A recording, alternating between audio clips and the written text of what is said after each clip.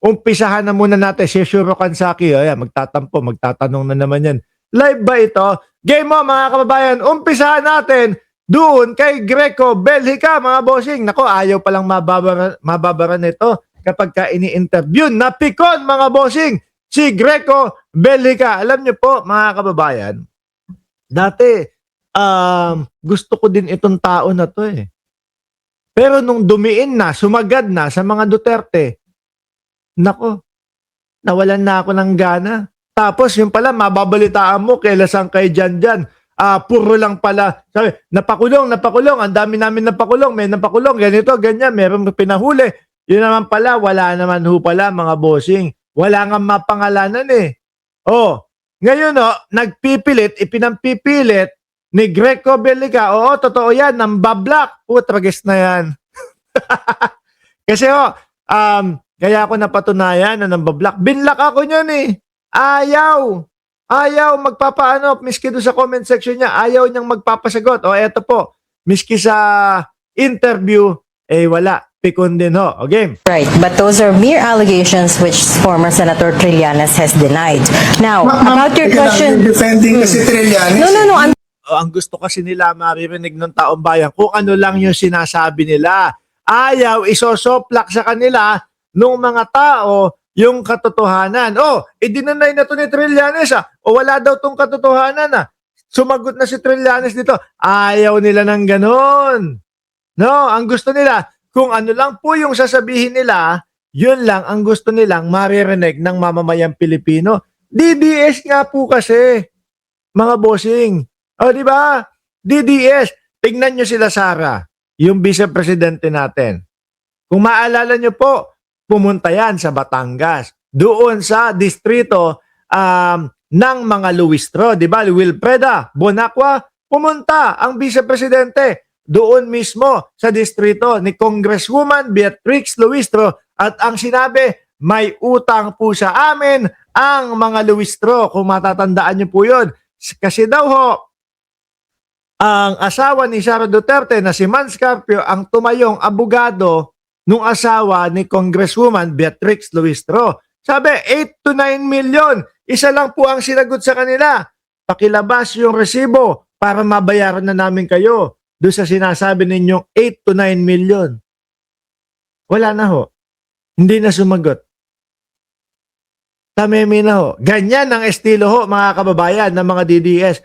Boboka sila, pero kapag ikaw ay nasoplak mo sila, hindi nasasagot.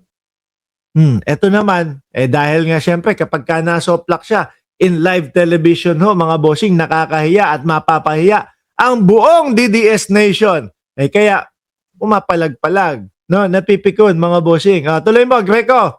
I'm just saying, iba yung allegations of facts. Iba yung yun lang naman di ba? Allegation niya yan, hindi yan yung katotohanan. Di po ba? Yun lang naman ang tinutukoy noong reporter na si Miss Ganda. Trillanes ang nagsabi nun Yeah. Your interview. No. We have interviewed Para him. maging patas. We have interviewed him. President Duterte, Ayaw magpasingit allegations din yun Okay. So dapat itry dito. That's the point. That's allegations with proof as collected by the human rights organizations. Pero Ay. Hindi yung tipong sagot lang ni Trillanes, ganito, ganyan, hindi. That is allegation with proof. Sabi ni Ma'am Seslay, Seslay, Boss Mark, bagay na bagay sa iyo ang eyeglasses mo. Pwede bang malaman ang brand niyan? Please. Ito, Land Rover. Yun yung Defender. Ayan, Errol. Nakalagay dito, iSpace, Land Rover, Defender. Ayan. Basta inano ko lang dito yan. Basta pinili ko lang. Game. Wait lang. Let me move on to the next point. You brought it there. No, let me move on to the next point. Ferdinand Marcos Sr. was in power 1965 to 1986. May ICC, may International Criminal Court na back then, but the Philippines didn't ratify the Rome Statute until August 30, 2011. So that answers your question, why Ferdinand Marcos Sr. wasn't brought to the Hague, because we weren't part of the ICC then. The Philippines is capable of handling Ano daw? Very reason na ginagamit po ng mga nagpadala sa kanya sa hate. Atras. The ICC, nawala. Very reason na ginagamit po ng mga nagpadala sa kanya sa hate. But during his time, Ma'am, I thought it was an interview. Why are you asking for the opposition? Napipig ko na. no, I'm not asking for the lang sa akin, opposition. yung mga points ko. Yung mga points niya, soplak, mga bossing. Ayaw niya ng ganon. I don't know. Dapat, bakit sila, ba't kayo sumasagot Hindi for naman. them? Yeah, I'm not answering for them. I just want to be clear what's an allegation and what are facts. And to answer your question about the Rome Statute, we didn't ratify it until August 30, 2011. But Hindi na din ho kasi uso yung tipo bang kapag kayo nasa national TV ka, kung ano lang yung mga pagsasasabi mo, kung ano-ano lang yung mga sasabi mo kahit wala namang katotohanan. Sa mga national TVs, para po kapag ka in-spread yan at napanood po ng mga kababayan natin, mga bossing, at salang-sala na at yung mga katotohanan lang, at least doon pa lang ho. Di ba? Hindi na yung lalabas. Basta ito at least na-interview natin sila. Ang importante yun, na-interview nila. Wala na tayong pakialam kung ang sinasabi nito ay katotohanan ba o puro mga fake news. Sinasala na po nila. Para pagdating sa atin na impormasyon, mga bossing, hindi ho tayo maliligaw, mga kababayan. O kaya mag-iingat Mag-iingat yung ibang mga DDS. Ang hilig nyo pa namang mga magpakalat ng fake news at ang akala nyo kapag in-interview kayo, yun na kung ano yung mga sasabihin nyo, yun na, hindi. No?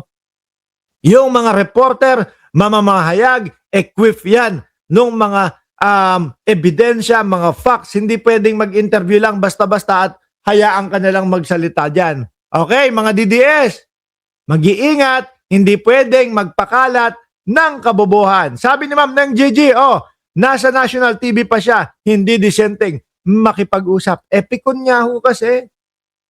Miski ho sa social media lang yan, no?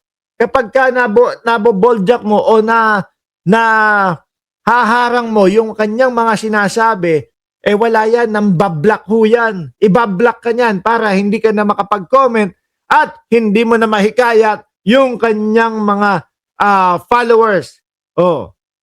Na malaman na bugok pala itong si Greco Bellica. Sabi ni Rose Winisidro, hindi pwedeng pang-interview itong si Greco na ito. Sabi ni Hil Obordo, mga DDS, wag aanga-tanga.